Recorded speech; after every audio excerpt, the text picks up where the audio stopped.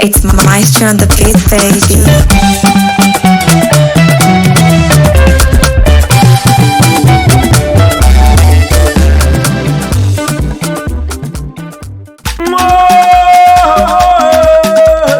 Èrò tí ń lọ sóko ẹ̀dúró náà,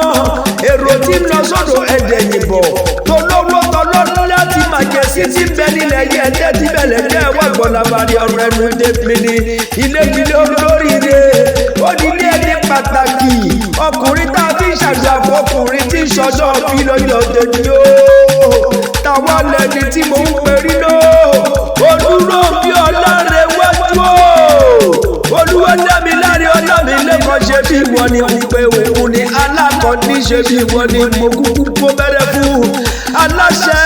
àtolùdarí Legit International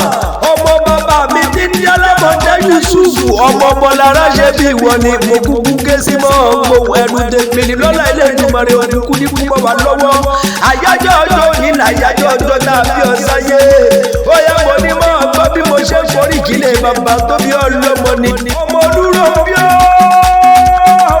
ọmọ olúró bí ó Òrógùn Dádé ni wọ́n forí kílẹ̀ bàbá tó bí ọlọ́mọ Òrógùn Dádé pàdé iyì lọ́nà ọmọ jẹ̀bútú bàbá dọ́là ọmọ sínúsì ọmọ ayọ́dọ̀dọ́ ọmọ tayọ̀tayọ̀ méje ọmọ tí abẹ́kótó joyè lé bàbá ẹ̀ ọmọ olówó joyè méjì pọ̀ ni wọ́n forí kílẹ̀ bàbá tó bí ọlọ́mọ ọmọ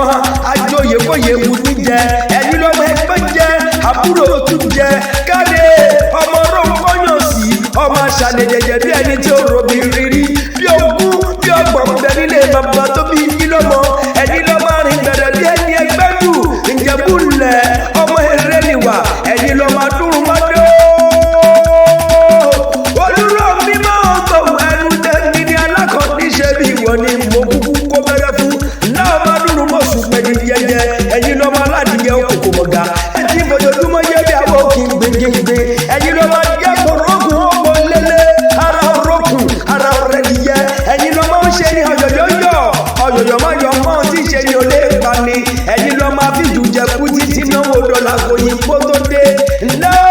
ọmọ ẹlẹ́kùnjẹ adéwúre òṣàjẹ́ ìdàbí onílé yìí náà fi gbé kékeré ìjẹ̀bú owó alákànní àgbàjẹ̀bú owó dúdú ìjẹ̀bú owó pupa ìjẹ̀bú owó kúkú ìjẹ̀bú owó kúkúrú ìjẹ̀bú owó gbẹ̀dù ìjẹ̀bú owó ó yẹ mo ní gbogbo ìjẹ̀bú tí mo mọ̀ ni wọ́n lọ́wọ́lọ́wọ́ òun lẹ́ ìjẹ̀bú ọmọ rẹ̀ nìwà ẹ̀bí lọ́mọ oníṣu mẹ́fà lẹ́kùnlé méjì jíjẹ méjì làjẹ òṣàjọ́ lẹ́yìn ni bàbá yìí fi méjì tó kù wọ ilé ìjẹ̀bú ọmọ rẹ̀ nìwà ẹ ti ṣọdún ọdún èyí náà alákọ̀ọ́ni ó yẹ mo ní ọlá mi o ọdún yìí ò ní ká ṣe mọ́ lọ́lá ilé ìdùmarè bàbá tèmi ní gbogbo tẹ́ bá dáwọ́lé ní ọmọ yọrí sí eré ojú yóò wá ní fọ́ etí yóò ní di apá yóò ní rọ ó yẹ mo ní ìwòye ọdún tó bọ̀ àlékún owó àlékún ọlá àlékún arísìkí aláṣẹ àtolùdarí Legit International jẹ́ bí wọ́n ní mo kúkú ké sí mọ́ dàgbọ́ jọ̀bọ̀jọ̀ ìgbà tó láyé ẹgbẹ̀rún ọdún láyé ọdún kan náà kúkú ní happy birthday to you. Happy birthday to a special being born on these days. Honorable King Olúrónbí Ọlárẹ̀wájú Olúwadámiláre Ọlámi Alákànní more years to celebrate. CEO Legit International igba ọdún kan ní more greater height and more better achievement. Hooray!